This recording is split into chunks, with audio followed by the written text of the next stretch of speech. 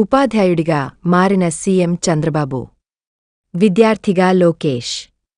Chandrababu and Lokesh Andhra Pradesh ప్రభుత్వ mega parent teacher meeting నిర్వహిస్తోంది.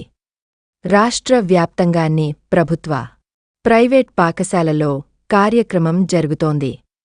పాఠశాల విద్యలో తల్లిదండ్రుల పాత్ర, ఉపాధ్యాయుల సహకారంపై చర్చతో పాటు good touch, bad touch, drug addiction తదితర అంశాలపై అవగాహన కార్యక్రమం నిర్వహిస్తున్నారు. ఇక గిన్నిస్ బుక్ రికార్డు దిశగా పేరెంట్ టీచర్ మీటింగ్ జరుగుతోంది. 2 కోట్లకు పైగా భాగస్వామ్యంతో పేరెంట్ టీచర్ మీటింగ్ జరుగుతుంగా 74 లక్షలకు పైగా విద్యార్థులు పాల్గొంటున్నారని చెబుతున్నారు. అయితే ఈ కార్యక్రమంలో పాల్గొన్న సీఎం చంద్రబాబు నాయుడు ఒక్కసారిగా ఉపాధ్యాయుడిగా మారిపోయి విద్యార్థులకు పాఠాలు బోధించారు. ఇదే సమయంలో విద్యార్థిగా మారిపోయిన మంత్రి నారా లోకేష్ విద్యార్థుల మధ్య కూర్చుని ఆ క్లాస్ విన్నారు.